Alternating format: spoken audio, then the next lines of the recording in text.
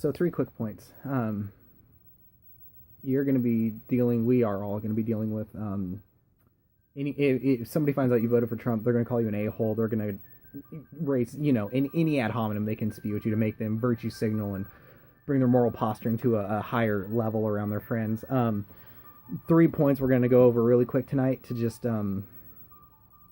stop the conversation, because when this crap's brought up, you want to end the conversation. You don't want to have a conversation with these low IQ people. Hashtag gays for Trump. Lucian Wintrich, I'm not going to pronounce that last name right. Lucian hosted an art gallery called Gays for Trump, literally. And the left is so tolerant and accepting of this idea that they berated and sent death threats to the original art gallery where it was going to be held.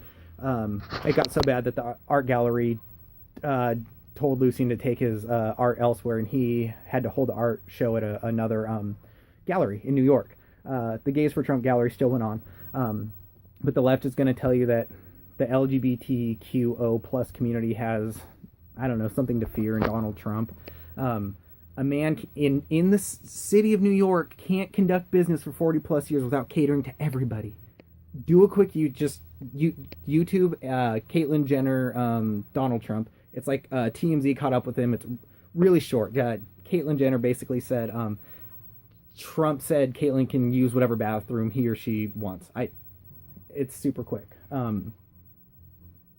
out.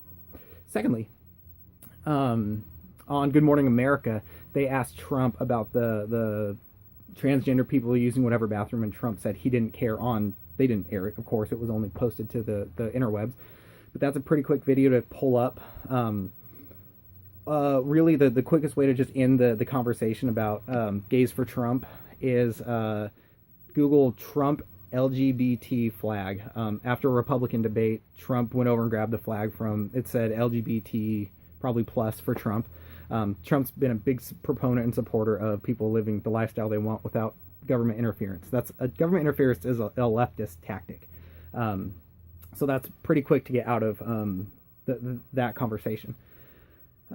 Really, what two consenting adults do behind closed doors shouldn't be your, mine, or anyone's business.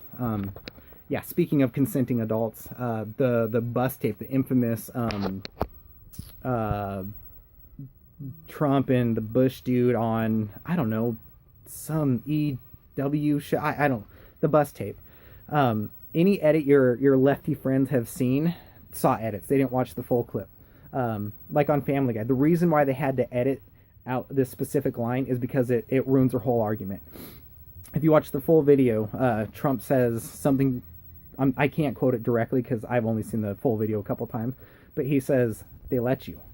Now, the reason why the left has to edit this out and only show clips and not the full clip is because if they let you, that implies consent. That's right. Consenting adults.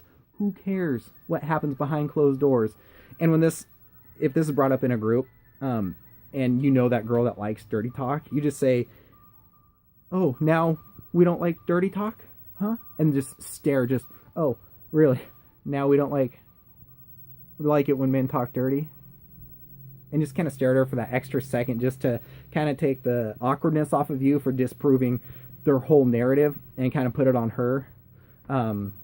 If that person isn't there, then just kind of shut down the low IQ conversation and move on.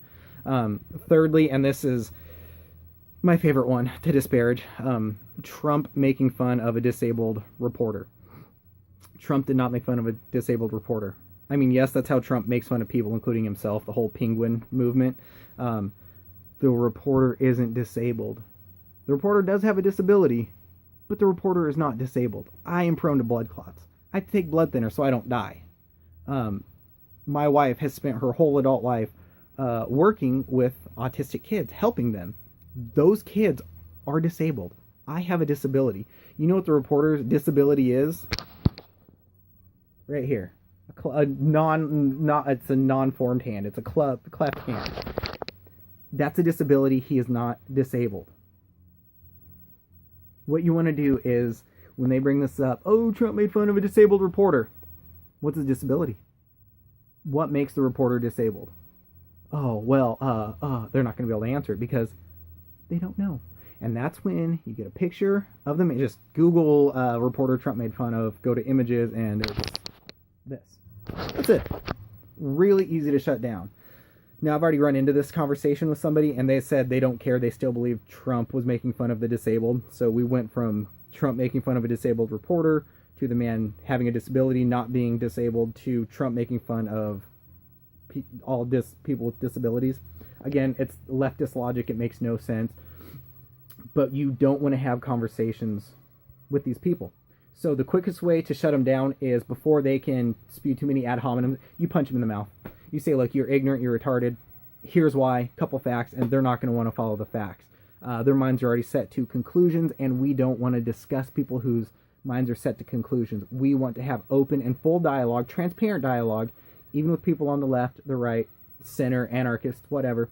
We want to have that dialogue with those people who are focused on the facts, on empiricism, who are willing to take in new information and change their conclusion.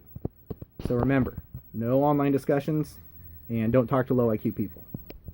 Oh, before I forget. God. Pardon my mess, we're working on the arcade. Hashtag Trumplicans. Woo! MAGA baby.